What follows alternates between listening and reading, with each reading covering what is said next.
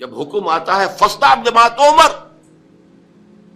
اے نبی اب ڈنکے کی چوٹ کہی ہے۔ شروع میں 3 سال جو ہے حضور نے جس کو کہتے ہیں پی پی کال، پرسن ٹو پرسن، انفرادی رابطے کے ذریعے سے جو ہے وہ دعوت کو پھیلایا تھا۔ اب آپ کے پاس حکم آ گیا فَاصْدَعْ بِمَا تُؤْمَرُ، اے نبی بس اب یہ جو لو پروفائل میں یہ نوٹ کر لیجئے، خفیہ دعوت کا کوئی دور محمد رسول اللہ صلی اللہ علیہ وسلم کی اس جد و جہد میں نہیں آیا، کوئی خفیہ بات نہیں تھی، انڈر گراؤنڈ موومنٹ نہیں تھی، ہرگز نہیں۔ البتہ لو پروفائل میں پرسن ٹو پرسن کانٹیکٹ کے ذریعے سے بات پھیل رہی تھی۔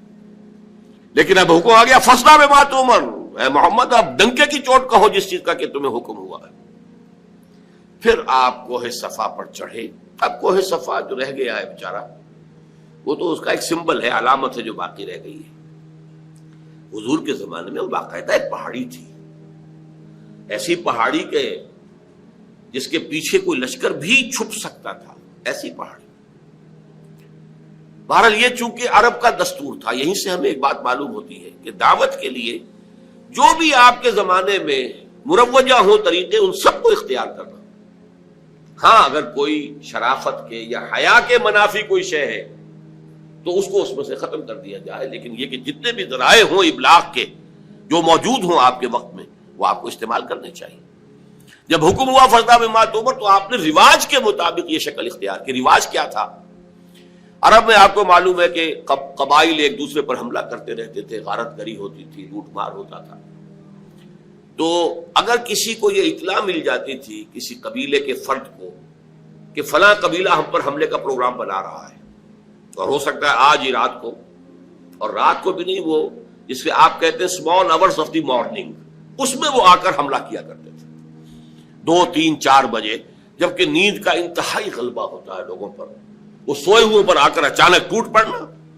قتل بھی کرنا اور لوٹ مار کر کے بھاگ جانا، یہ ان کا ایک عام رواج تھا۔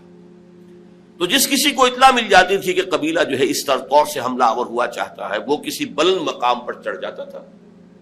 کپڑے اتار دیتا تھا، مادر ذات برہنہ ہو جاتا تھا، نعرہ لگاتا تھا وا صباحا، ہائے وہ صبح جو آیا چاہتی ہے، جس میں غارت گری ہوگی، جس میں لوٹ مار ہوگی، جس میں کشت خون ہوگا، وا صباحا، وہ صبح، ہائے وہ صبح جو آیا چاہتی ہے۔ اب دیکھیے دونوں چیزیں اس نے جمع کر لی، آڈیو ویژول، اس لیے کہ جہاں تک تو اس کی آواز جا رہی وا صباحا، وہاں تک تو لوگوں نے اس کی آواز کو سن لیا، وہ لپکے دوڑے، کوئی بڑی خبر ہے، کوئی حملہ ہوا چاہتا ہے، کوئی بڑی تباہی آنے والی ہے، یہ شخص اس کی خبر دینا چاہتا ہے، تو دوڑو، لپکو، سنو اس کی بات۔ اور جہاں اس کی آواز نہیں جا رہی، وہ عریاں نظر آ رہا ہے کھڑا ہوا، اسی لیے اسے نذیر عریاں کہتے تھے، خبردار کرنے والا، وارن کرنے والا جو بالکل ننگا ہو گیا، نذیر عریاں۔ حضور نے اس میں صرف یہ کمی کی کہ ظاہر بات ہے کہ یہ حیا کے خلاف تھی، بات فطرت کے منافی تھی، آپ نے کپڑے نہیں اتارے، لیکن نعرہ وہی لگایا وا صباحا۔ اب لوگ جو ہے وہ آئے، جمع ہوئے، اونچائی پر آپ کھڑے تھے، لوگوں نے دیکھا بھی، پھر اپنی دعوت پیش کی۔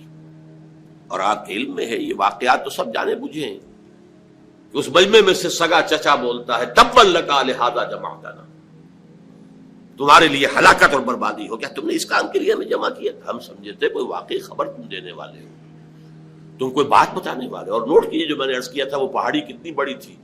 کہ حضور نے پہلے یہ کہا کہ لوگوں اگر میں تمہیں یہ خبر دوں کہ اس پہاڑی کے پیچھے دشمن کا لشکر ہے جو تم پر ٹوٹ پڑنا چاہتا ہے، تو میری بات مانو گے کہ نہیں؟ یعنی وہ پہاڑی اتنی تھی کہ اس کے پیچھے کوئی گروہ، کوئی لشکر جو ہے وہ چھپ سکتا تھا۔ تو نے کہا ضرور، ایک تو اس لیے کہ آپ بلندی کے مقام پر پہاڑی پر کھڑے ہیں، پہاڑ کے دونوں طرف دیکھ رہے ہیں،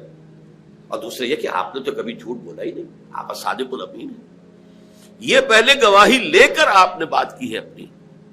میں تمہیں اللہ کے عذاب سے ڈراتا ہوں، آخرت کے محاسبے سے ڈراتا ہوں، جس پر اس نے کہا تبا لکا لہذا جمعتنا، جس پر یہ صورت نازل ہوئی ہے تبت یدا ابی لہب وتب ما اغنی عنہ مالہ وما کسب سیصلی نارا ذات لہب وامرأتہ حمالۃ الحطب فی جیدہا حبل من مسد۔ میرا دل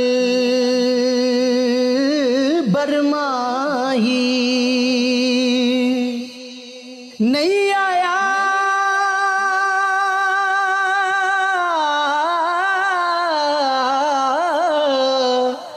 میرا ਦਿਲ ਬਰਮਾਹੀ